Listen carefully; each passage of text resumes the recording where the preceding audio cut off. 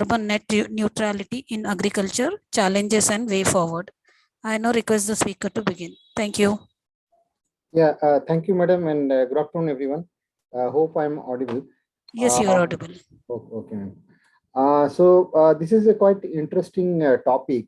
So I thought that I'll like to discuss what do you mean by carbon neutrality. But anyway, the definition is anyway it's known to everyone. There are certain kind of challenges which has been observed, because if you see agriculture contributes a lot in terms of global greenhouse gas emissions, and also if you see this FAO kind of data where you can see the agriculture yield, the climate change is another important part, which is indirectly related to the carbon actually. So this will have a significant impact on the developing nations, where most of the smallholder farmers are actually involved into this food production. So you can see the various kind of things which affect the climate change, which is also related to the SOC level of the soil, and other things are like altered rainfall, the reduced soil moisture, and all those things that they want. And why this is challenging? Because the food demand is increasing day by day. The land is getting shortage day by day, and coupled with the climatic change, this is creating a lot of problems. Now the challenge is how best agriculture can contribute towards net neutrality, and there are certain aspects involved. Like for example, there is a forestry part, plantation part, and second part is the agriculture crop, which are actually seasonal based. And the challenge is how to ensure that these agriculture crops, which are seasonal, they can actually contribute towards the greater objective of reducing the atmospheric CO2 level in terms of either sequestering on the soil and increase the SOC level, or the second part is a reduction of the GHG gases through various kind of improved agriculture practices. Now, if you see, there are various kind of standardization available. Now, if you see SOC's carbon neutrality, it can be measured based on the amount of soil organic carbon which the practices, like agriculture practices, has adopted to increase in the soil. So that can be measured. Second part is how my agriculture practices can help in reduction of the GHG gases emissions. So I am just talking about agriculture. There can be livestock also which contributes in a major way, but we are just focusing on agriculture practices, which is quite challenging. Now there are two parts. One is we have to see in two ways. One is either I am actually increasing the soil SOC, which is directly affecting the health of the crop, because the more is the organic content of the soil, the more healthy the yield percentage and other things it can improve. It's called the regenerative agriculture practices. Even if the land is barren and all, and if we do certain agriculture practices, which has actually helped in increasing the soil biomass. So that means I can plant certain trees and certain practices in agriculture crop production, which can actually help in the yield and regenerating the entire agriculture landscape.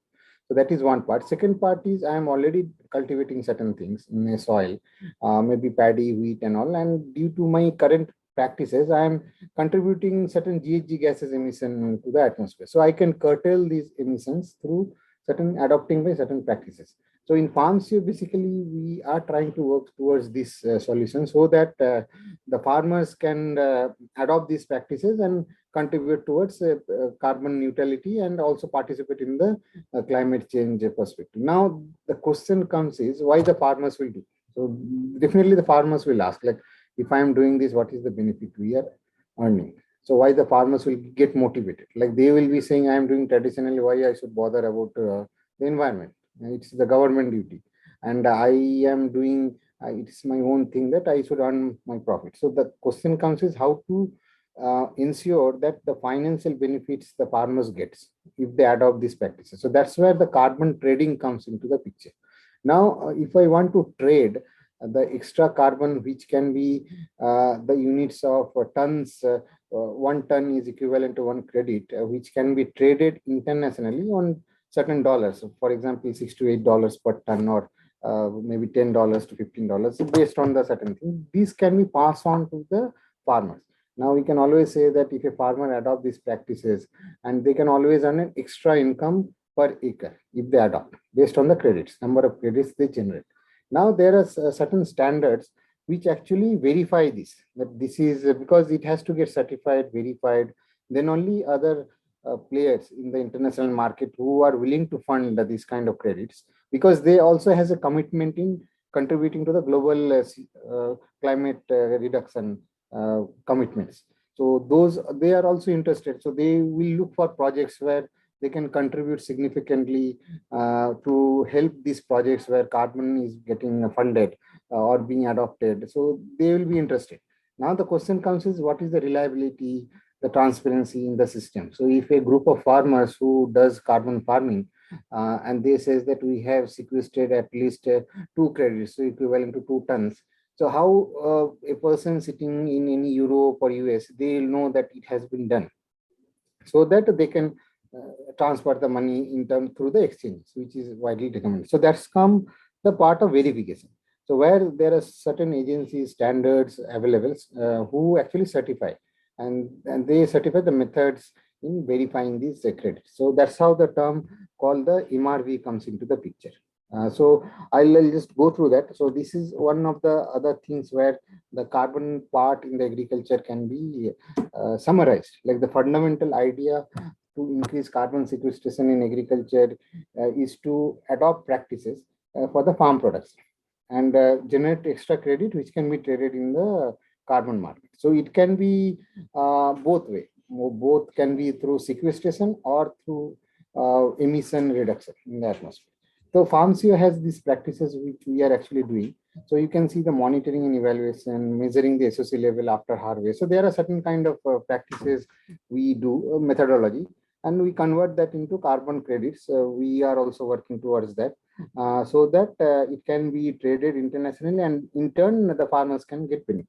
Now important questions comes is the MRV, which is actually very important for the carbon farming. One is the monitoring. So we have to monitor the various kind of methods used in crop production. So we have to monitor, because for example, application of fertilizers, the adoption of agro agriculture practices. Like if I do agriculture practices, I need to ensure that the water use efficiency is there. I should plant certain trees, or I should practice mulching. Example, all those various kind of practices which can be recommended. So that has to get monitored on timely basis. Second part is the R. R is the reporting of the carbon. So how much is being sequestered, how much based on the baseline. Now, for example, before a crop has been grown, there should be certain levels of SOC in the soil. So after I did these agriculture practices on improved methods, or as per the method suggested, so I'll check how much level has been increased from the baseline. Now, these are the reporting. So this has to be reported, and other things, the digitized form, transparent form. So there has to be reported.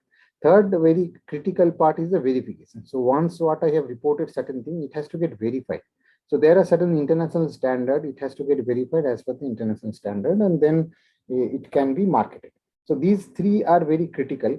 So any carbon project which involves either sequestration or emission reduction, it has to be there. Because the challenge comes is why, what is the challenge? The challenge is basically it's a seasonal crop. Now, for example, I am growing maize or rice, which can be varies from like 6 months to 8 months. Now I have sequestered certain percentage of carbon in the soil. Now at the time of harvest, after harvest, I can do certain things which can actually uh, results in the leaching or the removal of the carbon, whichever I have sequestered. So that's the challenge. But in case of forestry, this doesn't happen because the trees are already there on the ground. So if I plant a tree on certain acres of land, so I can keep on monitoring based on the height, age of the tree, girth of the tree and all. I can able to calculate like after 7 years of planting a tree, how much carbon it might have sequestered from the atmosphere. And also there are, it also, the tree also improves the soil biomass in terms of litters, the soil organisms. So by default, it will be increasing. Like if you see the forestry soil, it will be more improved in terms of biomass, soil organic carbon, and it is also quite healthy. Like they will be absorbing a lot of CO2 from the atmosphere. So that is easy. But if it comes to agriculture, it is quite tricky because of the seasonal nature. but that was also is contributing a lot, because farmers sometimes they combine animal husbandry along with agriculture. Now if they have 3 4 cows, and it is also contributing a lot of gases in the greenhouse, like GHG gases, for example methane and other kind of things. So that also is a quite tricky. Like we have to have a standard methodology to check all these things. Now the verification will verify that you have adopted these practices, you have sequestered this much carbon, or you have curtailed your practices, which thereby has eliminated certain CO2 emission to the atmosphere. Now this is the result, and this has been verified. Now it will be traded internationally in the carbon exchange, and you will get this money as per your effort. So that will motivate the farmer to adopt these practices. Now this is also why it is important, because if you see, there are certain commitments given by the various countries in terms of reduction of the global greenhouse gases, or in terms of climate practices, so that the global climate objective can be fulfilled. So it was recently one seminar has happened in Glasgow, COP26, where there was certain commitment level. So industry is there. Agriculture is also one of the major part which actually contributes. So, and because it also involves various kind of ecosystem, like you can see regeneration of the land, the promotion of crop biodiversity, uh, the integration of various kind of allied services which has been there. So so these are quite challenging, and people have started working towards that, to see that, because what is happening as you go year on year basis, you can see there is a certain decline in the yield, in the soil health. So these are all due to various activities which have been performed by the farmers, like rampant use of fertilizer. They may not understand the current nutrient status of the soil, how much quantity going to apply, how much to be applied, and to promote certain kind of agricultural activities, like for example planting of certain trees, intercropping, no tillage activities, regeneration of the soil through various. So those are the activities. Like if you see, like if a land, for example, if you take a land, and if you want to monitor, for example, a particular land of a farmer. Now, if you want to monitor those land in terms of carbon project, the various steps are involved. Like first, you have to identify the farmer, understand what are the current practices, then suggest certain gap, good agriculture practices which can be in line with the carbon farming, then estimation the carbon pool emission and other things. So these are actually the sequence of activities what anybody can does. Now if you see a land, this is the land, for example, and we can use a various combination of technologies. So key technology which involves is the remote sensing, the satellite part. Now if you see a land, historically you can able to see, like last 6 years, how the land is behaving. So whether there was a crop in the land, if there is a crop at a particular time, how much acreage the crop has been cultivated. So this will give a fair idea about that land. So these can be some of the basic steps which are required to do a baseline survey and understand the land behavior. Now, if you see gradually the land, what is the yield of that land over a period of time, whether it's a declining or increasing. So there can be multiple factors. The crop health can also decline. So this can be due to the major, we have observed that it's due to the soil condition and also the climatic stress. Sometimes the climatic stress can also, because climate change can impact the crop production. So the farmer has to adapt. They doesn't know how to do this. And this is also, carbon farming is related to the climate. It's a climate activity. It's a climate practice actually, climate change mitigation practices. So we can see that land performance. So these are the effects of the climate, the soil conditions. So thereby we suggest those farmers to adopt the carbon farming kind of practices. And we can also understand on various kind of indexes which we can check, like whether the climate index, how is the score, the crop index, environment index, farmland index. So based on these indexes, we can assume like whether the region is vulnerable to crop or the environment or the climate. So based on that, we can adopt these practices. So we can form the group of the farmers, and we can take up the carbon farming if they're interested. So these are the various parameters which are available, which helps to identify the regions, geography. Like this is also another satellite parameters, which actually helps to understand the vegetative index, the chlorophyll index. So these are all related to the crop health. Now, if you see, we also have the type of crops, like whether that land is cultivated like three crops they are taking, or a single crop they are taking, or triple crop they are taking. If they are taking triple crop, what is the acreage of that crop? How much acreage the triple crop is being grown? So these are all related to the biodiversity, the land use, land pattern, because in climate smart and carbon farming, these are also some of the uh, tools, so which has to be taken into consideration. Not only carbon farming, but the land change pattern, the crop health pattern, the agroclimatic changes, and all those water use efficiency. So all those has to be taken into consideration. So these tools basically helps to understand, give certain insights, decision tools to the decision makers to understand the potential, the various kind of scenarios within that land. This is for a district, and the earlier one is for a particular farm. So both are all available. Now after that, what happened is this is also another method where basically we can identify the distribution of various agro forestry kind of on a region. Now here you can see the brown region denotes the areas where coconut plantation or the casuarina has been grown.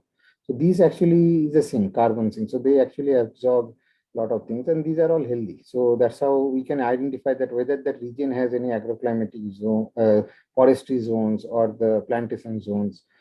Sometimes forestry also can be find it, or like then what is happening is we can understand like over a period of time whether there is a decline in the forest cover, whether there has been an increase in the forest cover. So based on that, we can get a lot of inferences. For example, if there is a decline in the forest cover, that means the land use has, like the land has changed. So which may result in the climate change. The water will be, the soil condition will be low, the water like the water usage will be high. Now, if we promote more of agroforestry within that region, so that means we are actually contributing towards improving the ecological balance of that region. So these are all actually tools available which can be done. Now, if you come to an individual farmer level, this is also the soil pH and organic carbon. So we can estimate that over a region, what is the soil organic carbon value. So the more is the blue. So these are all like this. We can, now you can see this is for a particular plot. So that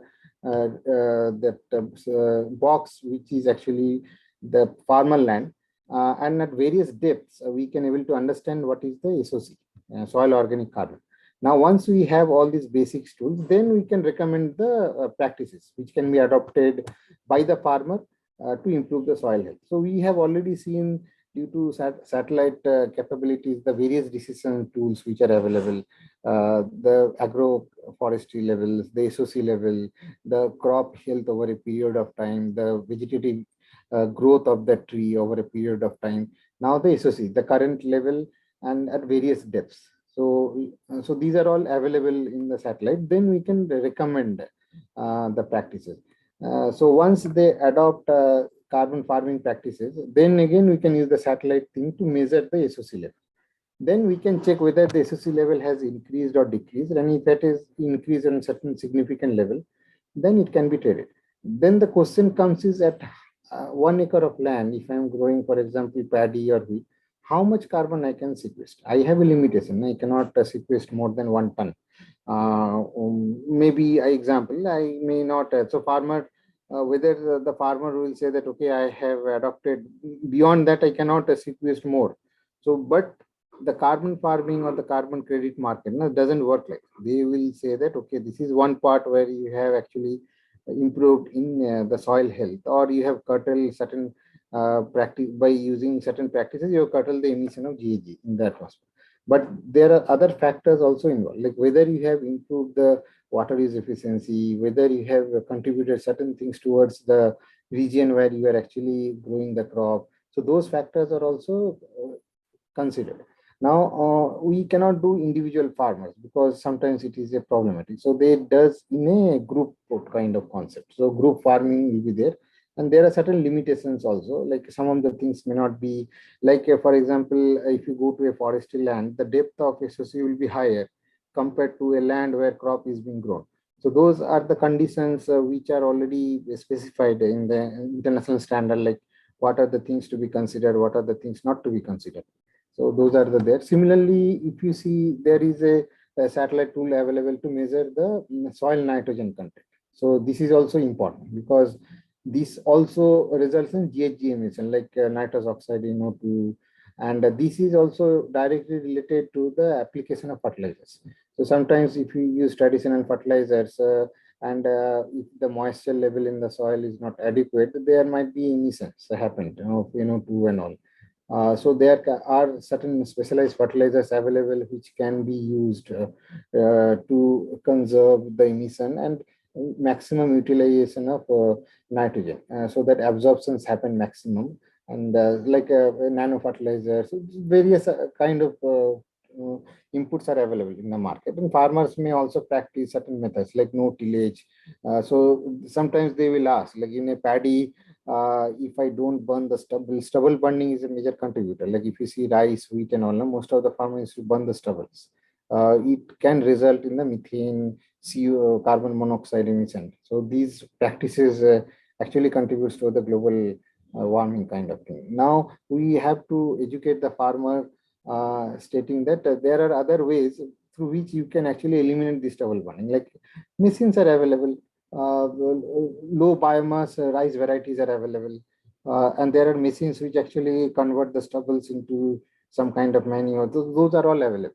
Now, there is the second part comes is the emission reduction. Now, rice is one of the major contributor in terms of methane and other things, stubble burning, even wheat also. Now, the industries which are available within the agricultural region, for example, rice, if a region is growing rice, definitely rice millers will be there.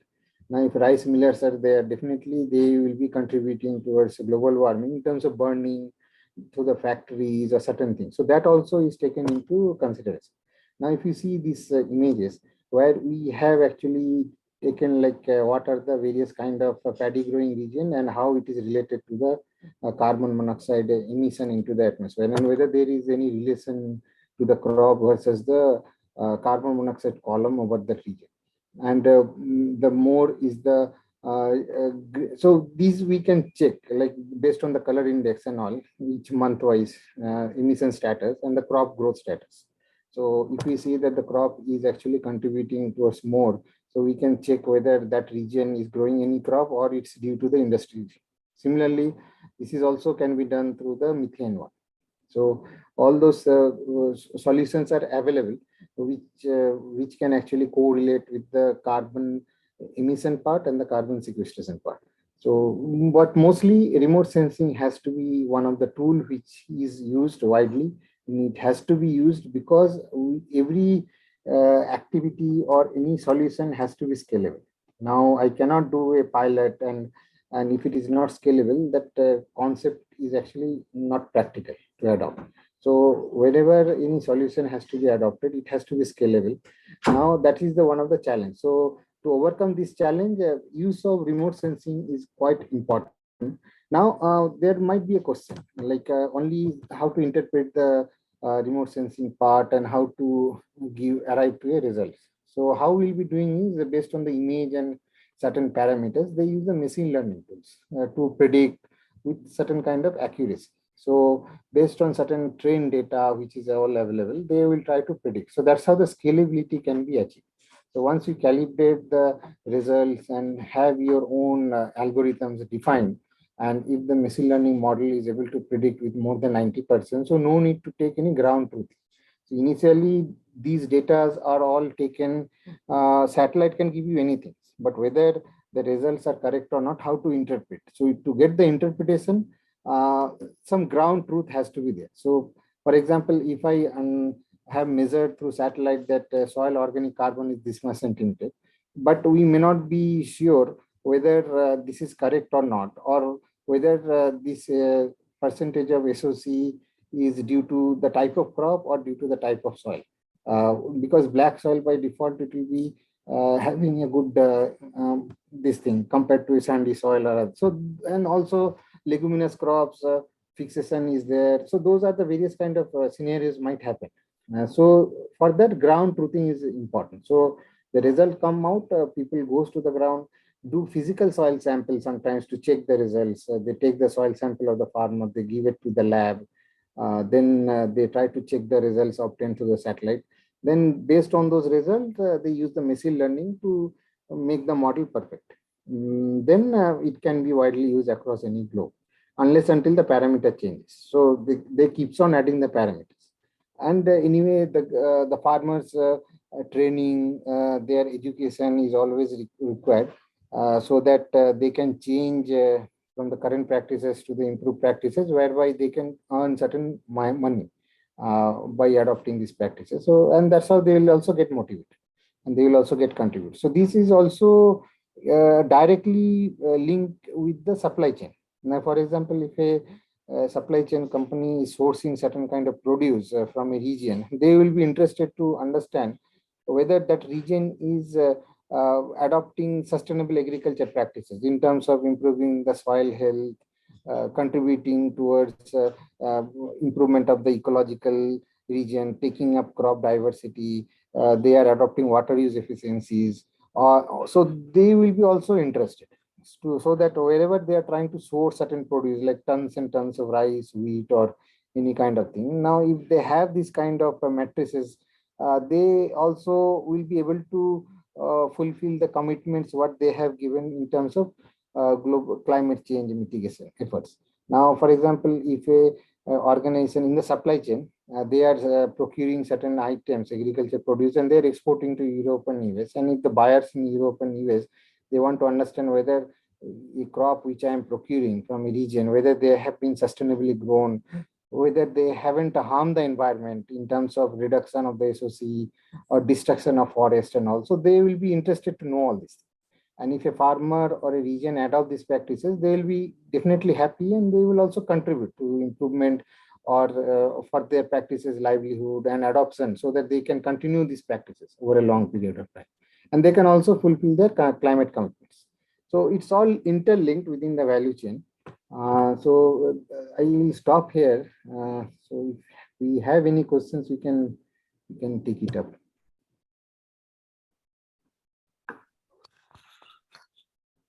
Thank you. Thank you, Mr. Surajit. I'll take up some questions now. One second.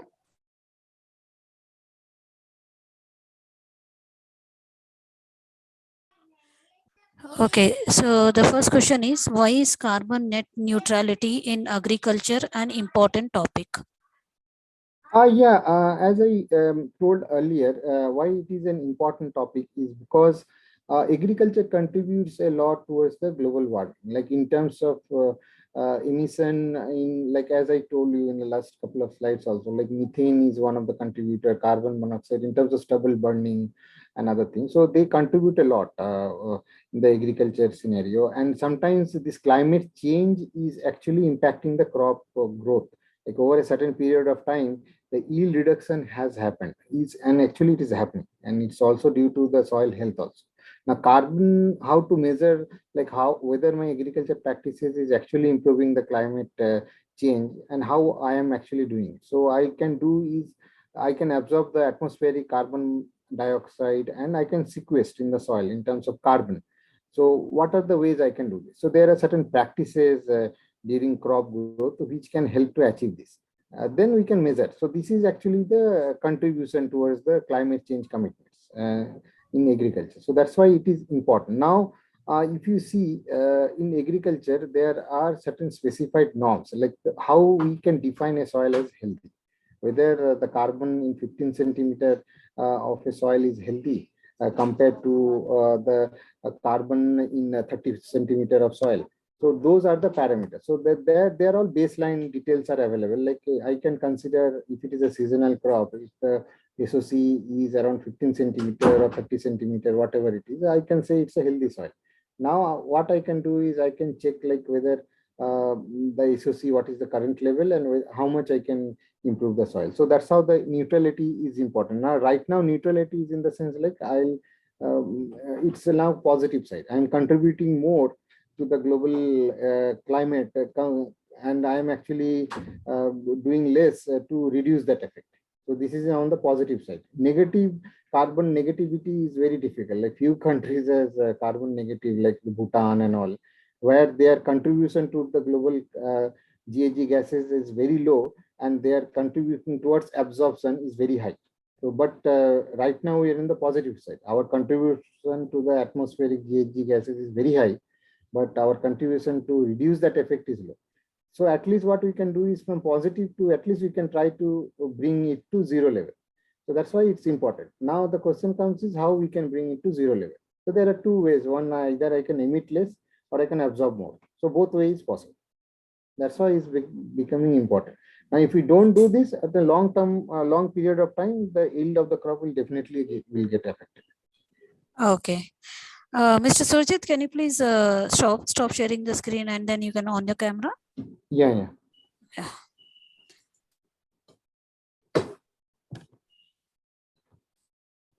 Okay. I think your camera is not on. Yeah, now it's come. Yeah. Okay.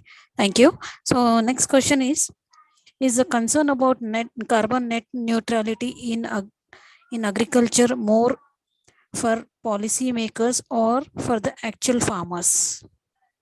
It is both the way actually for the policymakers as well as for the farmers, because if the farmer doesn't adopt, what will happen, their yield will actually get reduced. And policymakers are also useful because sometimes, as I told, there are certain climate funds are available. The government commitment levels are available. Like the government of a country might be committed that I need to reduce certain levels as per the COP Glasgow summit, and the farmers also has to be there, because if they don't adopt these at over a period of time, they will start getting the effect. And if you see right now, the effect has started. Like if you see heat waves and all is actually degrading this, fruits cracks are happening, fruit drops are happening, there are erratic rainfalls are happening. These are all due to hailstorm sometimes is happening. These are all due to climate change. And so where to start? The question comes is where to start, who has to start this? So both the policymakers as well as the individual farmers' responsibility, that let's start somewhere. At least I'll try to improve wherever I'm growing the crop by improving certain things, water use efficiency, improving the soil health, promoting agroforestry, crop diversity.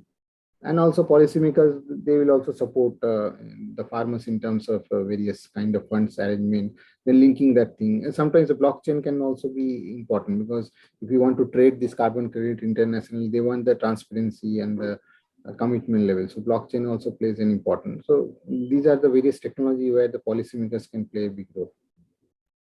Okay. And next question is, what does your company Farmsio do? We are basically a technological platform where we have a solutions which not only digitize the value chain like pre and post harvest, but on top of it, we are a climate tech company. So we provide various kind of solutions to mitigate the climate change, help the organizations, policymakers, mostly B2B kind of things to adopt these climate mitigation things. So we provide a lot of tools and analytics to understand the situation and help them to mitigate this kind of thing. So we provide basically technical tools, mostly the remote sensing. So currently, if you see Farmsio's operation, we are there in India, Africa, and Southeast Asia. So we have been working in the climate space for a long time, at least like 2 years.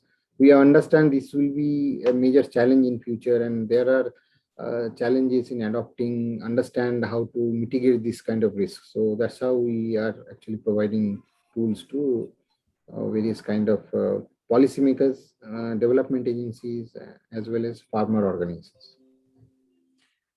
Okay. And next question is, as head of Agritech, what kind of activities are you involved in?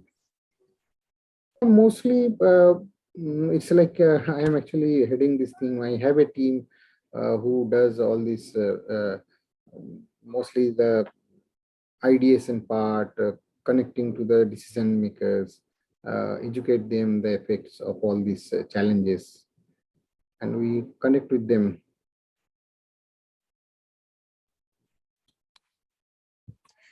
Okay. And next question is,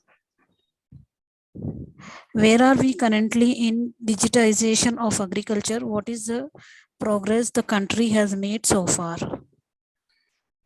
If you see, like if this question was asked 10 years back, if you see, there was hardly any digitization happens. Like the digitization involves like the basic data collection of the farmer's farm, another thing. Just to understand if I'm working in certain farmers, where my farms are located, how many acres of land they have. So that's the basic digitization. So mostly, if you see now, the ownership is on decision tools. Actually, I have the data now what I'll be doing with the data.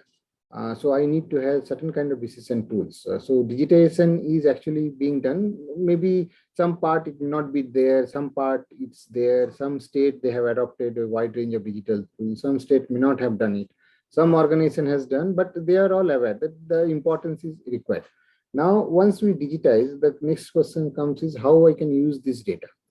So that's how the precision decision tools comes into play. Like if I have a data, crop data, farm data, yield data, weather data, like rainfall and all. So whether this data is actually help me to mitigate certain risk, like the weather risk pattern, yield prediction, I'm optimizing the cost, placement. So all those things are required. So digitization is there, but now this climate is also started posing threats. Digitization is in India because if you see a lot of agritechs are coming each day, so many agritechs have started coming up. But if you see the continents of Africa and other parts like Oceania group, the digitization is not that much there. So still they need the basic digitization. But in India, if you see, everybody is aware of the requirement of digitization. Now they are taking up the next step. So there is a concept called Agritech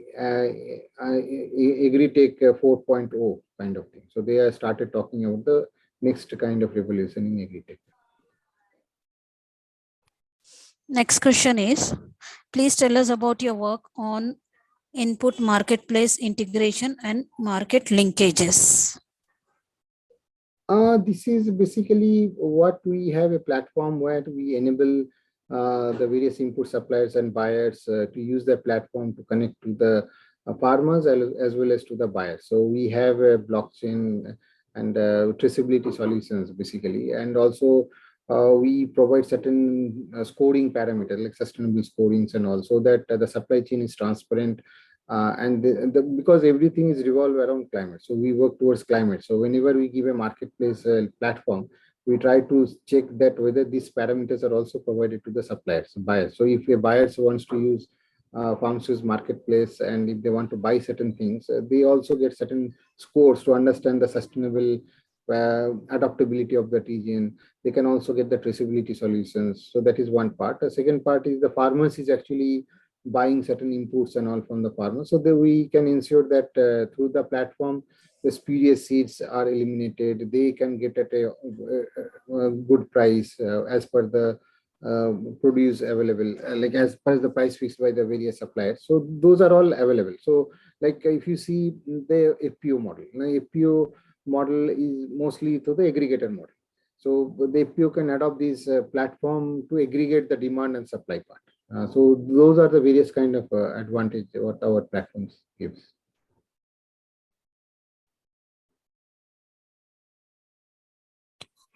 Okay, and next question is, does carbon net neutrality actually means have less cows, since this is the sector that contributes most of the carbon? No, it doesn't mean less or more cows because the livestock definitely contributes a lot in terms of methane and all. But it's the practices basically. So what it does is it measures the current practices, like how much I am actually contributing. Now I'll suggest certain practices which can eliminate either eliminate the GHG emission or certain things. So then it doesn't mean that I should reduce the number of cows. I can increase the cows because production has to improve. Farmers also needs to have an income source. But how I am actually doing the practices, that is the thing. So whether I am actually my practices are in sync with the current global practices in carbon reduction or GHG gases emission. So there are various kind of processes are there. Like I can do a lot of processes which can actually curtail the emission of GHGs through livestock. So that doesn't mean that I should reduce the number of cows and all. Okay. Next question, with around 50% of the population dependent on agriculture, do you think talk of carbon net neutrality has ramifications? No, it's actually required. Like, for example, that's what I told, that most of the farmers, there is a challenge. Like, the land is getting shrinked. There is a stress on the farmers to improve the productivity. And there is also a challenge. Sometimes the farmers also have to increase because inflation is going up. The farmers also has to earn his income.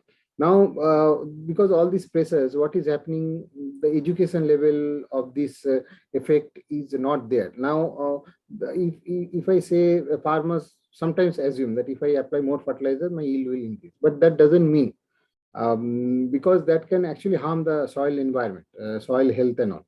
Now, this can actually has ramification in the sense like it will reduce the yield.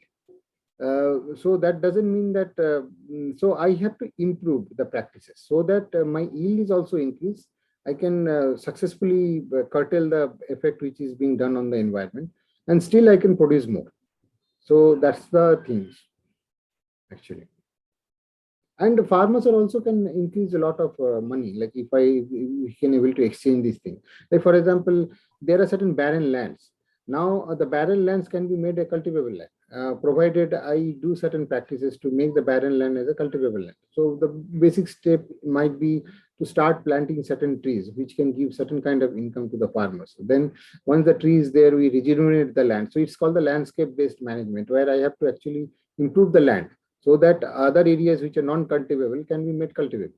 So that's how it is all about.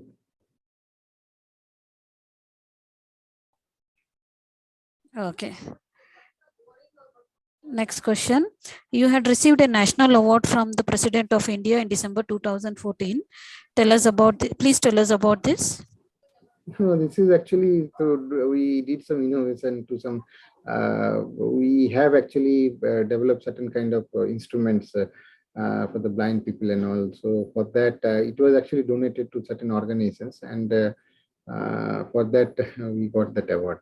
It was 3 people did. Okay.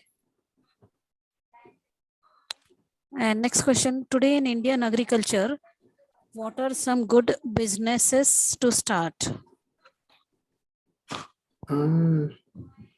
Agriculture, any business is profitable basically. Like whether if you want to buy the produce from the farmer, sell to the buyer, so that is one business on the post-harvest side. Even on the input side also, if you have any improved the seeds or pesticides or anything, that also you can start selling to the farmers.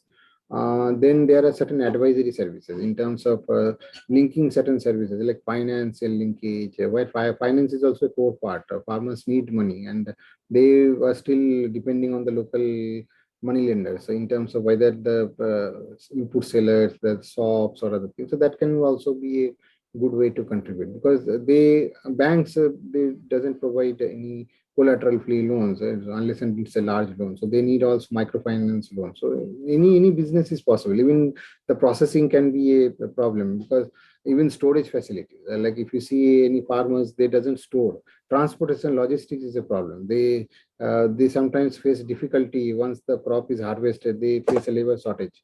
They doesn't know how to transfer the produce from the local farmer place to the warehouses. They doesn't have any reefer trucks, refrigerated trucks. So they are all depending on third party. So these all the facilities can be a source of business. Okay. Next question is, as an agriculture graduate with MBA in agribusiness management, what advice do you have for new generation of students? If they are all agriculture, there are two ways actually. It all depends on the interest of the students who are taking agriculture, like whether they can go to the roots of like one way they can do research by taking MSc, PhD and contribute to the agriculture by giving a lot of research based findings. One way is contributing to the agribusiness sector. in terms of taking up MBA and contributors towards improvement of the agri business. So a lot of stakeholders are there. One, farmer, the processors, buyers, logistic providers, to improve the value chain. So it's all depends on the students' interest, whether which route they want to take, whether they want on the research side or they want on the agri business side. But both way is required. Like if you see, we need to also have all the improved crop varieties because of the climatic stress. We have to release new varieties. And that is one part. Adopt new technologies. So research is involved. Second part is improvement of the stakeholders who are associated in the value chain. Not only agriculture, but aquaculture, plantation, forestry, the subsequent like food processing industry. So it all depends on their interest. Okay, next question is from Mr. Gauri Shankar. For a farmer cultivating paddy 2 seasons and 1 season cultivates green gram, how to arrive at the carbon credit? Yeah, actually, there are certain processes which is involved when growing these certain crops. So now there are certain agencies involved. So if a farmer wants to get the carbon credit, so they have to adopt certain practices which can actually curtail the emission, or maybe another way around, sequester a lot of carbon in the soil. Now, once the method is approved or verified by the certifying agency, there are a lot of certifying agencies. There are certain standards actually, gold standard, Vera standards, silver standards. So those has to be these are all international standards. So once they verified your methodology of crop cultivation and crop diversification, anyway you're doing the crop diversification by taking pulses and paddy. Now they will check certain parameters, the water use efficiency, the various kind of parameters, and once they certify that this has been done, and then you can able to trade it. But the question comes is, in 1 acre or 2 acres of land, how much CO2 can be, how much credits can be generated. So that is one part. But if the methodology what has been adopted in cultivating these crops, if it is verified and they can ensure that yeah, we have done this. So that's why mostly sometimes it becomes costly, and the methodology adopted for growing these crops is quite challenging because it cannot be verified and or maybe transparent way. So that's how the technological part is important. Expertise involvement has to be there so that they can help this farmer to verify and generate certain certificates. And the decision tools which is required, for example, SOC monitoring, the biodiversity monitoring, various kind of, so once the satellite part and other things gets involved, the transparency is there in the system. And once any involvement of these certified tools are there, it can be done. Okay. Okay. So Mr. Gauri Shankar was asking about the carbon credit for 1 acre. Okay. Yeah. So that's what. Okay. So there are agencies, maybe Gauri Shankar can contact me. I can assist him. Yeah. Okay. Because we have to, there are ways like to check like what are the current scenarios they are doing. Now, for example, stubble burning is one part. It should not be promoted. No tillage activity is one part. It has to be there. Then the water use efficiency, how much water I'm using actually to grow the paddy. Then whether I'm promoting any biodiversity in that region. I'm planting certain 1 or 2 trees in that region. So all those things comes into the picture. So these are all part of it, like not only carbon, but also the ecological environment, water use efficiency, they all comes into this entire thing. Okay. Okay, Mr. Surajit Sinha, I don't see any further questions from our participants. So now we have come to end of question round. On behalf of agricultureinformation.com, we would like to thank Mr. Surajit Sinha for explaining all the details. And we also like to thank all the participants for joining this meeting. The meeting will now be closed. Thank you, madam. It's my pleasure. You're most welcome. Thank you.